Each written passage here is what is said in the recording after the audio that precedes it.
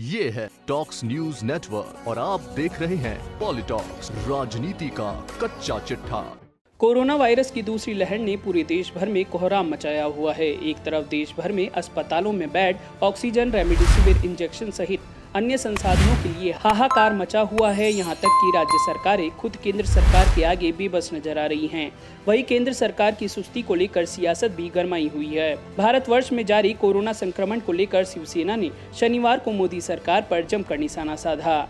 शिवसेना ने आरोप लगाया कि केंद्र सरकार कोरोना महामारी की स्थिति को संभालने में विफल साबित हो रही है। जब देश आत्मनिर्भर बनने की कोशिश कर रहा है, उस समय उसे नेपाल, श्रीलंका जैसे छोटे देशों तक से मदद लेनी पड़ रही है। साथ ही शिवसेना ने हमला बोलते हुए कहा कि केंद्र सरकार कई करोड़ के सेंट्रल विस्टा परियोजना के काम को भी रोकने के लिए तैयार नहीं है। शिवसेना ने अपने मुखपत्र सामना में लिखे संपादकीय में यह भी कहा कि पंडित जवाहरलाल नेहरू, इंदिरा गांधी और मनमोहन सिंह समेत पूर्व प्रधानमंत्रियों द्वारा पिछले 70 वर्ष में बनाई गई व्यवस्था ने देश को कठिन समय से पार पाने में मदद की है, जिसका सामना वह आज कर रहा है। शिवसेना ने कहा कि यूनिसेफ ने डर व्यक्त किया है कि भारत में जिस गति से कोरोना वायरस फैल रहा है, उससे दुनिया को खतरा है। साथ ही यह भी अपील की कि अधिकतम देशों को कोविड-19 के खिलाफ लड़ाई में भारत की मदद करनी चाहिए। बांग्लादेश ने रेमडेसिविर की 10,000 शीशियां भेजी हैं, जबकि भूटान ने चिकित्सीय ऑक्सीजन, नेपाल, म्यांमार और श्रीलंका ने आत्मनिर्भर भारत की मदद की पेशकश की है। इसमें कहा गया कि साफ तौर पर भारत नेहरू, इंदिरा गांधी द्वारा बनाई गई व्यवस्था के सहारे है। कई गरीब देश भारत को मदद की पेशकश कर रहे हैं। इससे पहले पाकिस्तान, रवांडा और कांगो जैसे देश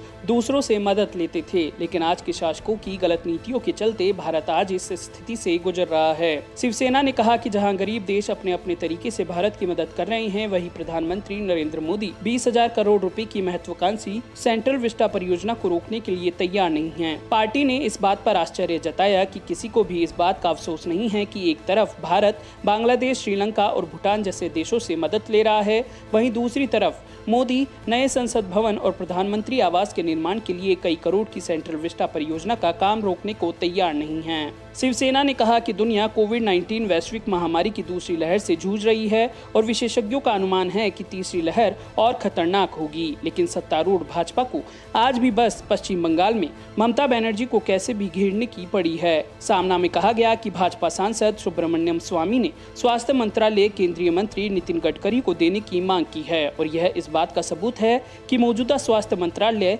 पूरी तरह विफल रहा है। पॉलिटॉक्स ब्यूरो, दिल्ली। ये है टॉक्स न्यूज नेटवर्क और आप देख रहे हैं पॉलिटॉक्स, राजनीति का कच्चा चिट्ठा।